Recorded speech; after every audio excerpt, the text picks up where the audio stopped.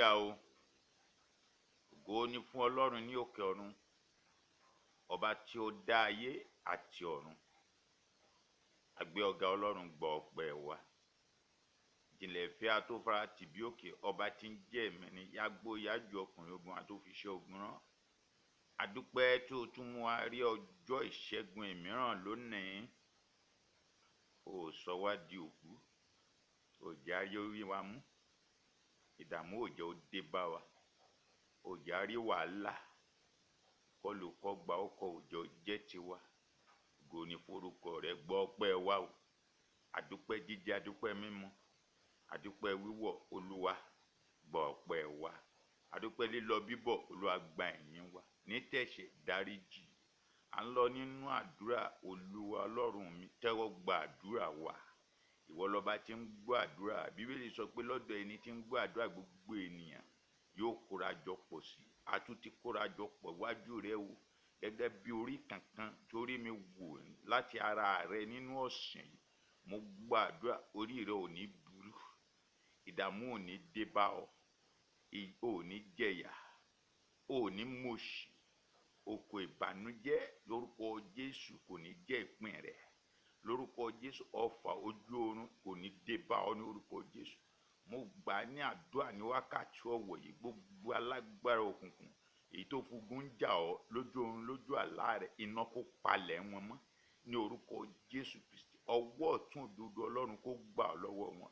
Ìkà ènìyàn tó fi ògo rẹ ń ṣòwò ní orúkọ Jésù, ọwọ́ ọ̀tún òdodo Ọlọ́run kó gbà ògo rẹ fún ẹ lọ́wọ́ wọn ní orúkọ Jésù Kristi. Ìwọ tí ó rí mi wò ní ọ̀sán yẹn, ayọ̀ rẹ á kún, wàá rẹ́rìn ayọ̀, wàá rí jẹ, wàá rí mu, wàá rí ná, wàá rí lò, ò ní tọrọ jẹ ní orúkọ Jésù Kristi. Àní bí o ṣe rí Ọlọ́run wò ní ara mi ní ọ̀sán yẹn láti tẹ́tí sí àdúrà yìí, lórúkọ Jésù Kristi, ò ní rí kú ọmọ, ò ní rí kú aya, ò ní rí kú ọkọ o, ò ní rí kú gbogbo àwọn olólùfẹ́ rẹ pátá ní orúkọ Jésù Kristi. Mo gbà ní àdúrà, gbogbo ẹ̀yin tẹ́ ń tẹ̀lé mi nínú àdúrà, lórúkọ Jésù, orí yín á kan òkè, ọ̀run á gbé yín ga. Ẹ̀rí jẹ, ẹ̀rí mu, ẹ̀rí ná, ẹ̀rí lò lẹ́nu iṣẹ́ rẹ, ọ̀run kó gbé ọ̀gá ní orúkọ Jésù Kristi. Bàtà ọ̀fọ̀ a ò ní bọ́ sẹ́nu ọ̀nà rẹ nínú oṣù yìí o. Nínú ọ̀sẹ̀ yìí, ayọ̀ yóò jẹ́ tirẹ̀. Wàá rẹ́rìn ayọ̀, wàá ṣe àjọyọ̀ ayọ̀ ní orúkọ Jésù Kristi. Ọ̀run á pọ́n ọ lé. Àwọn agbára òkùnkùn tán ní òní di ẹni ìpọ́nlé láyé, ọ̀run yóò palẹ̀ wọn mọ́ lórúkọ Jésù.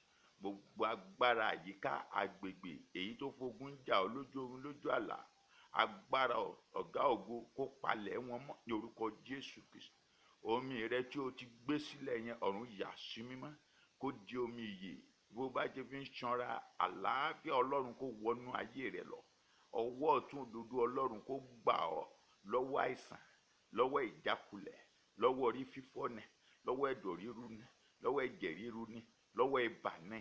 Lórúkọ Jésù Kristi, ọwọ́ ọ̀tún Ọlọ́run kó wù ọ́ sàn ní gbogbo ẹ̀ ní orúkọ Jésù Kristi. A kọ wípé orúkọ Olúwa ilé ìṣọ́ agbára yẹn, àwọn olódodo sáwọ́ bẹ̀ wọ́n sì rí ìyè ní orúkọ Jésù. Mo gbàdúrà fún ọ, mo mú ọwọ́ ní òdodo Ọlọ́run ọ̀gá ògo tí ń ṣe orúkọ Olúwa ní orúkọ Jésù Kristi. Ọ̀run kó sọ ọ́ di ẹni ìgbésókè ní orúkọ Jésù Kristi. Ọ̀run kó gbà ọ́, ọ̀run kó tú ọ sílẹ̀ nínú ìdààmú ayé, nínú wàhálà ayé, nínú àìríjẹ ayé lórúkọ Jésù Kristi. Ọ̀run tú ọ sílẹ̀, wàá rí jẹ, wàá rí mu, wàá rí ná, wàá rí lò, orí rẹ̀ á kànkè nínú oṣù yìí. Bó ṣe fi omi yẹn ṣanra, gbogbo ibi tí ayé ti ń yẹ̀yẹ́ rẹ, ó yá ọ̀run sọ̀dá yẹ̀yẹ́ fún ọ ní orúkọ Jésù Kristi. Lónìí mo gbà ní àdúrà wípé ní ọjọ́ ìṣẹ́gun, gbogbo